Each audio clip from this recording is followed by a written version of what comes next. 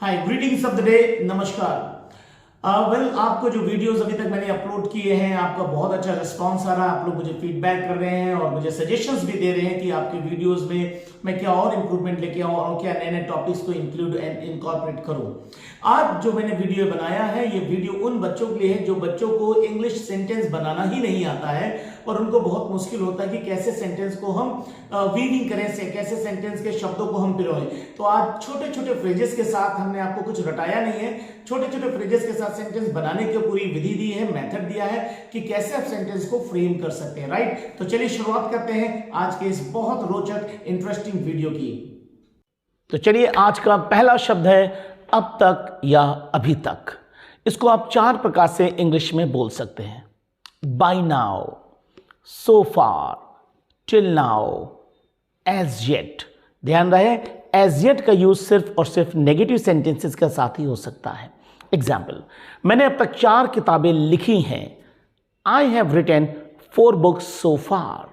अब एक negative sentence लेते हैं, मैंने अभी तक तुम्हारी किताबें नहीं पढ़ी हैं। I have not read your books as yet. Second word, अभी अभी। इसको इंग्लिश में जस्ट नाउ बोलेंगे, जस्ट नाउ। एग्जाम्पल, उसने अभी अभी मुझसे बात की है। She has spoken to me just now. She has spoken to me just now. Third sentence, तुरंत अभी। कहते हैं ना, तुरंत अभी। इसको इंग्लिश में आप बोल सकते हैं right now, immediately or without any further delay। आप इन तीनों में से किसी भी फ्रेज का इस्तेमाल कर सकते हैं। एग्जाम्पल, पुलिस को तुरंत फोन लगाओ। Call up the police right now. Right now की जगह आप, जैसे मैंने बताया, इमीडिएटली भी लगा सकते हैं, विदाउट एनी फर्दर डिले भी लगा सकते हैं। Next phrase of the day is अब तक तो नहीं, नॉट एज येट। लोग पूछते ना, खाना खा लिया भाई? तुम कहते नहीं, अब तक तो नहीं। एग्जाम्पल देखते हैं, वह अब तक तो नहीं आया है। He has not come as yet. He has not come as yet. Next, अब से आगे। इसको इंग्लिश में बोलेंगे हेंस फोर्थ। अब से आगे को इंग्लिश में बोलेंगे हेंस फोर्थ। एग्जाम्पल, तुम ये गलती अब से आगे मत करना। Don't commit this mistake hence fourth. Don't commit this mistake hence fourth. Next, अब की बार या इस बार। इसको इंग्लिश में बोलेंगे ऑन दिस ओकेजन और दिस टाइम। एग्जाम्पल, इस बार मैं आपको सब कुछ अलग पढ़ाऊंगा। I will teach you altogether different on this occasion. I will teach you altogether different on this occasion. Next phrase, अब जबकि। अब जबकि, जब भी आप फ्रेज बोले अब जबकि, तो इसको इंग्लिश में बोलेंगे now that। उसको इंग्लिश में बोलेंगे now that। एग्जाम्पल, अब जबकि पापा को सब पता चल गया है, जाओ उनसे माफी मांग लो। English, now that Papa has come to know everything, go and apologize to him. Now that Papa has come to know everything, go and apologize to him. Next, अभी नहीं तो कभी नहीं। इसको इंग्लिश में बोलेंगे it's now or never. It's now or never. Example, अब कमर कस लो क्योंकि अभी नहीं तो कभी नहीं। Pull up your socks, tighten your belt because it's now or never. Next, आजकल। आजकल को इंग्लिश में क्या बोलेंगे? Nowadays, these days, at present। ध्यान दीजिए, बहुत बच्चे गलती करते हैं। nowadays एक साथ लिखा जाता है, कोई बीच में स्पेस नहीं है, ना ही कोई हाइफन होता है। एग्जाम्पल, आजकल नौजवान प्यार में बहक रहे हैं। The youngsters are getting seduced in love nowadays।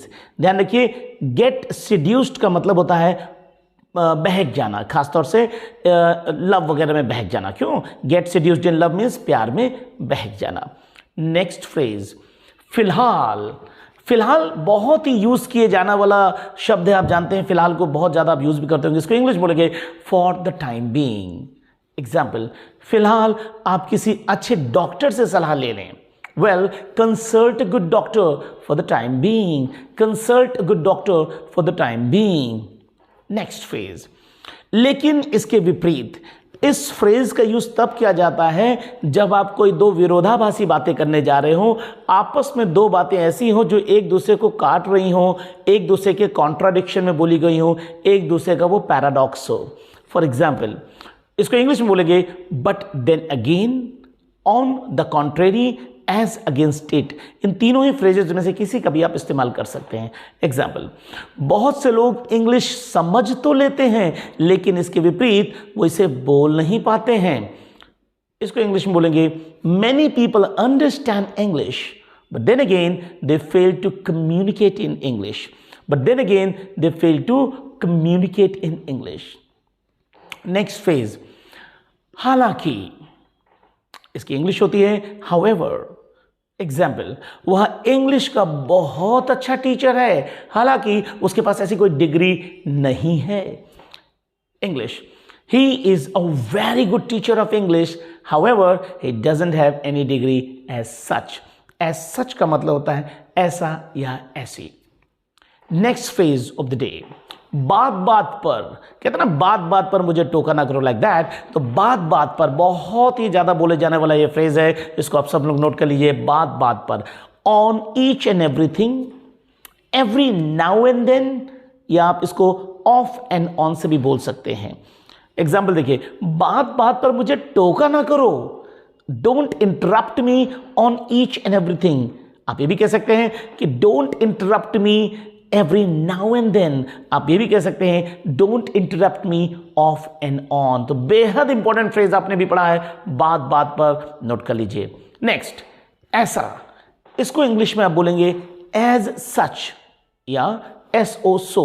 आप दोनों में से किसी भी तरीके से आप बोल सकते हैं। लोग कहते हैं ना, मैं ऐसा नहीं सोचता हूं, आई डोंट थिंक सो, या I don't think as such. Next phase, ऐसा कुछ नहीं, इसको इंग्लिश में बोलेंगे nothing as such. I repeat, nothing as such. Example, ऐसा कुछ नहीं है भैया, there is nothing as such my dear, there is nothing as such. Next phase, फिर भी, इसको इंग्लिश में बोलेंगे स्टिल। एग्जाम्पल, मैं फिर भी उससे कुछ नहीं कहूंगा, I will still not say anything to her.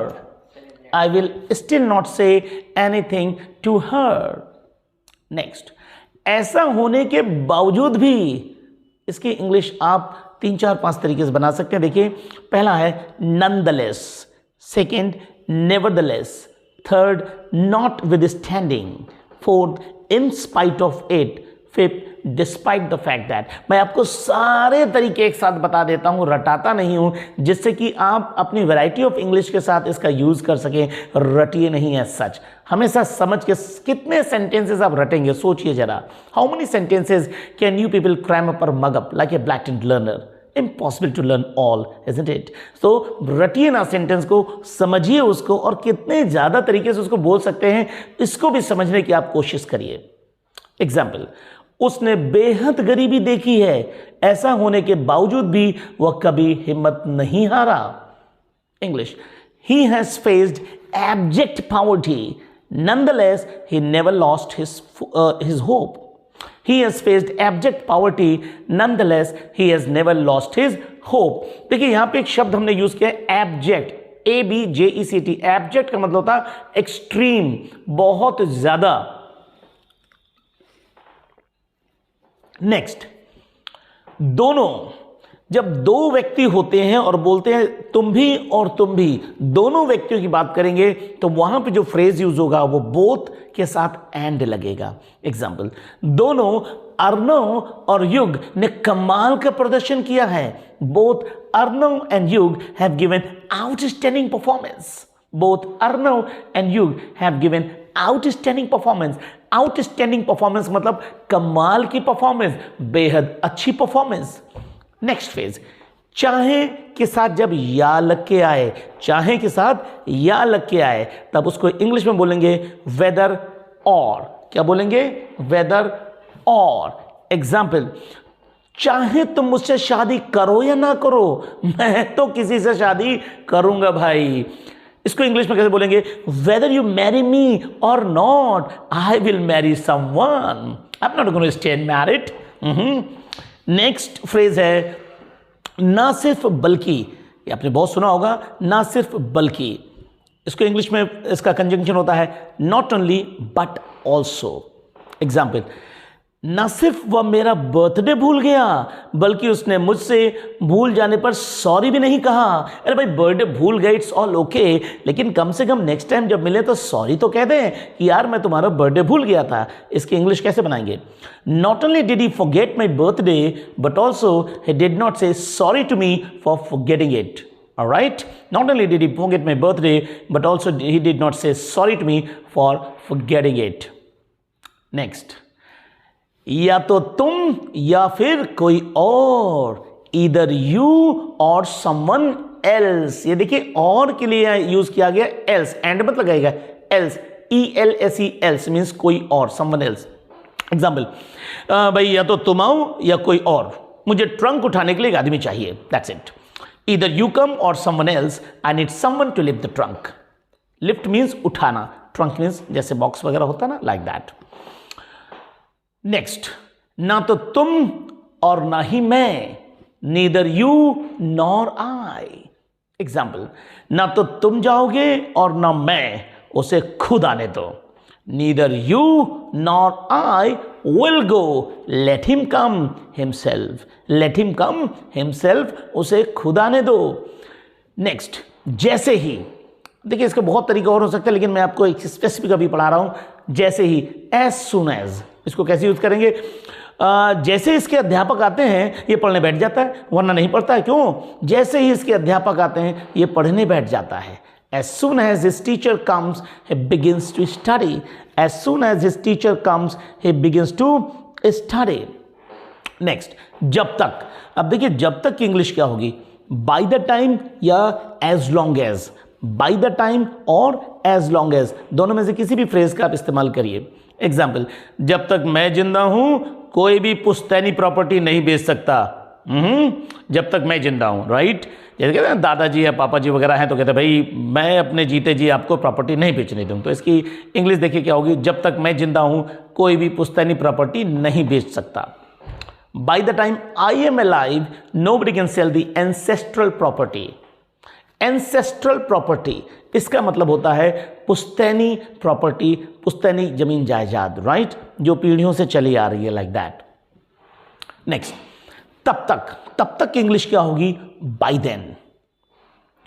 कहते ना भाई तब तक मरीज मर चुका था, the patient had died by then. The patient had died by then. तब तक मुझे पता चल चुका था, I had come to know by then. I had come to know by then. Next, जब से। एक फ्रेज बहुत प्यारा है जो बड़ा यूज किया जाता है, जब से। इसको इंग्लिश में बोलते हैं ever since. We speak ever since. जब से मेरी शादी तुमसे हुई है मैं संघर्ष कर रहा हूं। ऐसा बहुत ज्यादा पति पत्नियों के बीच में आपने सुना भी होगा। क्यों? You must have heard about husband and wives quarrelling over this issue and all that when they don't have good rapport with each other. तो ऐसे सेंटेंसेस आपको सुनने को मिल जाते होंगे। जब से मेरी शादी तुमसे हुई है मैं संघर्ष कर रहा हूं। Ever since I married you, I have been struggling. Ever since I married you, I have been struggling. Next, तब से। तब से की इंग्लिश होती है since then. Since then, तब से मैं तुम्हारा इंतजार कर रहा हूं। Since then, I have been waiting for you. Since then, I have been waiting for you. Next, कब से। डॉक्टर कहते हैं ना भी कब से तुम्हें ये प्रॉब्लम है, कब से ऐसा चला, लाइक दैट। तो कब से की इंग्लिश होती है for how long. For how long. Example, तुम कब से ऑफिस नहीं जा रहे हो?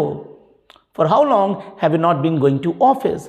For how long have you not been going to office? Next, जब भी कभी ऐसा निकले ना इतना के साथ उतना या जितना, जैसे अब जब इतना के साथ जितना निकले तो आपको एक फ्रेज यूज करना, सो के साथ दैट लगाना है। एग्जाम्पल से समझ में आपको आएगा। बॉस ने कर्मचारी को इतना डांटा कि उसने उसी दिन नौकरी छोड़ दी। So the boss scolded him so badly, of course, to his employee that he left his job right then. Next, जब हिंदी में एक फ्रेज आता है के बाद, तो उसको आप आफ्टर दैट भी लगा सकते हैं, नहीं तो देयर आफ्टर एक बढ़िया सा फ्रेज है, इसका यूज करिए। उसने उसके बाद उसने कभी पीछे मुड़ के नहीं देखा। उसके बाद उसने कभी पीछे मुड़ के नहीं देखा। इसकी इंग्लिश होगा thereafter he never looked back, thereafter he never looked back. एक और आज का फ्रेज लेते हैं, ये आज का आखिरी फ्रेज है, आपको पढ़ा रहा हूं। मानो कि, जब भी कभी एज्यूम करते ना, बोलते मानो कि, तो उसकी इंग्लिश होती एज इफ। क्या होगी? As if.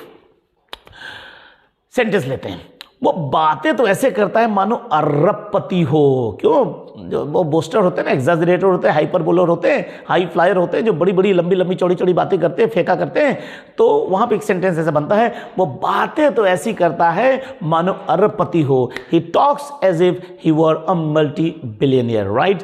So that's it for now. See you company in the next video. Till then, goodbye and keep watching. Thank you very much.